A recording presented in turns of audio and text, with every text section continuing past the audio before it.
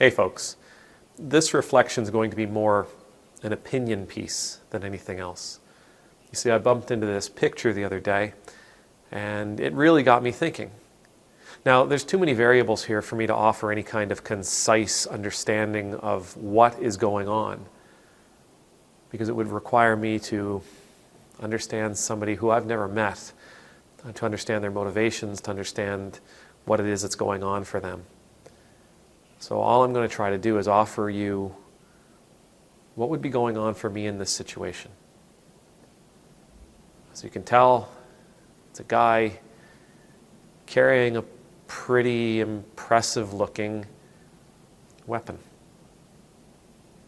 in what appears to be a coffee shop.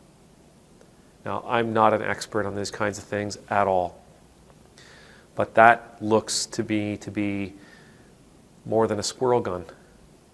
And I know what they say, that these particular kinds of instruments are nothing more than a .22. But that thing there, that's meant to look a lot more impressive than the .22 my grandfather used to have.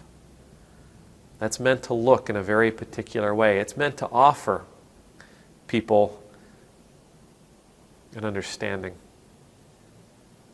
You don't build something like that. You don't design something like that unless you're trying to convey a message. Now, I'm a very, very practical person. I like to think of myself as a very, very practical person. And that to me means that I don't have a lot of things that I don't actually have a use for. And when I come across things that I own that I don't have a use for, I generally try to be rid of them. They take up space in my mind, they take up space in my home, they take up space in my life, and I just quite honestly don't have the room for it. So if I were walking into a coffee shop with that thing on my back, with what looks like a fairly large magazine, there's a reason for it. I'm not doing it because I'm trying to prove a point. I'm not doing it because I want to make a grand statement about my Second Amendment rights or about my rights as they are here in Canada, that I have the right to own and to carry something like this. I'm doing it for another reason. If I walk into any kind of store, if I walk into any place with something like this on my back, it's because I believe I may need it. Now, there's no deer in that coffee shop. But if it was here in Shelburne, there could be. There are but if you ever come to Shelburne, drive slow. There has to be 5 dozen deer floating around this town, inside the town. But anyway, that's a different thing. If I'm going into a place like this with something like that on my back, it's because I want to be ready for what may happen. And if I need to carry something like that on my back into a place like this to be ready for something that may happen, it's because I believe that it might happen,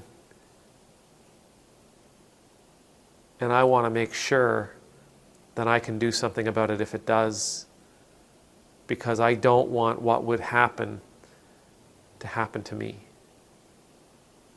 This image to me, you can tell me that it's penis envy. You can tell me that it's insecurity. I'm trying to look at this from a deeper understanding. And what I'm seeing is fear. I'm seeing a person who is afraid that they will be caught up in the middle of something, and they want to be able to protect themselves and protect their families. Honorable. But that fear says something about who we are. If I am afraid of walking into a store, into a restaurant, into a coffee shop, that I need to have something like that on my back in order to make myself feel safer, then that says something about where we are. Yes, it's perfectly honorable, it's perfectly wonderful, you want to protect your family. I'm not going to take away from that. I'm not going to try to say we don't have a right to do that. I'm not going to say that we don't have a right to have a rifle like this. What I am going to say is that if I feel the need to carry it into a coffee shop, that says something about where I am emotionally, mentally, and where I am physically. If I have that much fear,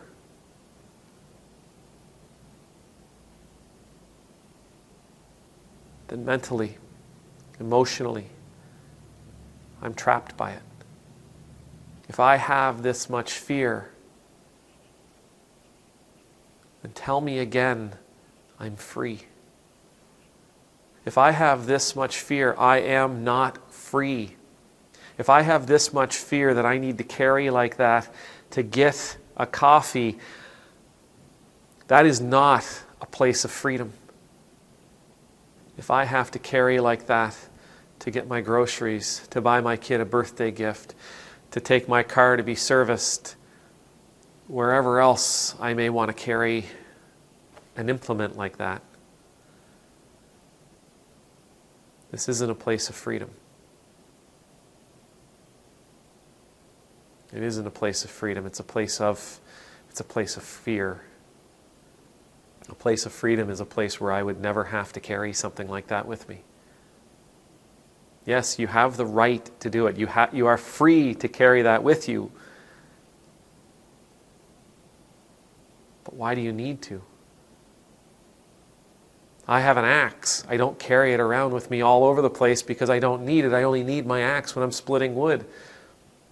I have a chainsaw, but I don't need to carry that around with me, despite the fact that I have the right to do it. I don't feel the need to carry it around with me because I only need my chainsaw if I have to take down a tree.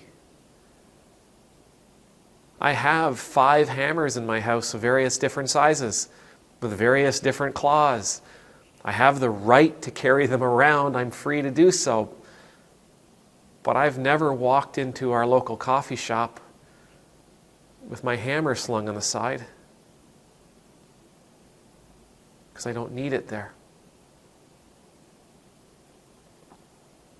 Just because I'm free to do it doesn't mean that I have to. It doesn't mean that I need to. This image says a lot to us. To me it says fear. To me it says fear, and ultimately, to me it says enslavement.